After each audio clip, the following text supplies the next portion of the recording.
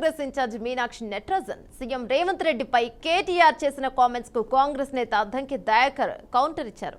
కొత్త ఇన్ఛార్జ్ వ్యాఖ్యలు బీఆర్ఎస్ నాయకులకు ఎక్కడో తాకినట్లున్నాయని అద్దంకి దయాకర్ సెటైర్లను వేశారు. బీఆర్ఎస్ వర్కింగ్ ప్రెసిడెంట్ కేటీఆర్ ఆమె వ్యాఖ్యలను ఉద్దేశించి పెద్ద జోక్ అంటూ మాట్లాడారని మండిపడ్డారు. కాంగ్రెస్ పార్టీ సంస్కృతి సాంప్రదాయాలకు నిలువెత్తు రూపం మీనాక్షి నటరాజన్ అని తెలిపారు.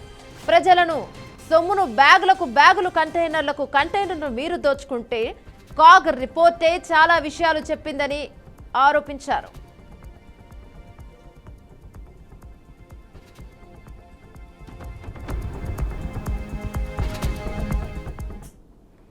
బీఆర్ఎస్ వాళ్ళకి ఎక్కడో తాకినట్టుంది. మిత్రుడు కేటీఆర్ మాట్లాడుతున్నాడు, అదొక పెద్ద జోక్ కాంగ్రెస్లో అని చెప్పి. కాంగ్రెస్లో ఈరోజు ఎలాంటి సంస్కృతి సాంప్రదాయాలు రాజకీయ సాంప్రదాయాలు ఉంటాయో వాటికి నిలువెత్తు రూపం మీనాక్షి నటరాజన్ గారు.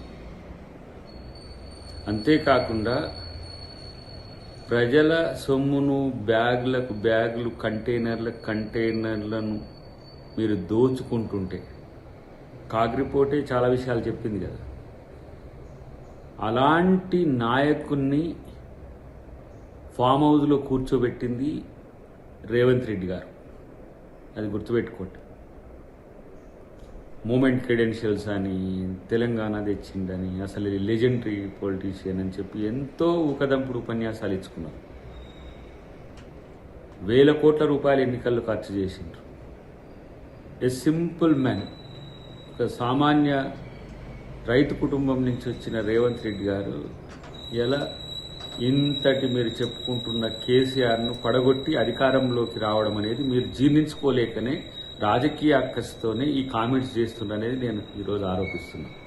రాజకీయాల కోసం మీరు మైకుల ముందు రోజు అబద్ధాలే చెప్పుడు మొదలు పెడుతున్నారు. మీరు, మీ బావగారు, మీ సోదరి, మీతో కలిసిన మిత్రులంతా కూడా ఈరోజు రాజకీయంగా కాంగ్రెస్ అంతర్గత అంశాలన్నింటినీ మీరు ఏదో దగ్గర ఉండి తెలుసుకొని పబ్లిసిటీ చేసినట్టుగా రోజు మీ మీడియాతో ఏదో బయట పెట్టే ప్రయత్నం, లేకపోతే మీ ఏంటారు అది మీరు అకామిడేట్ చేసుకున్న సోషల్ మీడియా లాంటి బీఆర్ఎస్ మీడియాతో చేస్తున్న పరిస్థితి. మైక్లకు ఏమీ స్టిక్కర్స్ లేకుండా. కానీ ఇప్పటికైనా మీరు మీ రాజకీయ పరిస్థితిని మీరు నిజాయితీగా అర్థం చేసుకోకపోతే మేము చేసేది ఏం లేదు. రాజకీయ విమర్శల కోసం రోజు ఒక విమర్శ కాంగ్రెస్ పార్టీ మీద చేస్తే కొత్తగా ఏదో వస్తుంది అనుకునే ఆలోచన అయితే లేదు. డెఫినెట్గా నేను అంటున్నా, మీరు మైకుల ముందు మాట్లాడలేరు, నిజం అంతర్గతంగా మాట్లాడలేరు. ఎందుకంటే అక్కడ కేసీఆర్ ఉంటాడు, ఇక్కడ ప్రజలు ఉంటారు. కేసీఆర్ ముందు నిజాలు మాట్లాడితే ఆయన పార్టీలో ఉంచడు, ప్రజల ముందు నిజాలు మాట్లాడితే మిమ్మల్ని ప్రజలు ఉంచరు.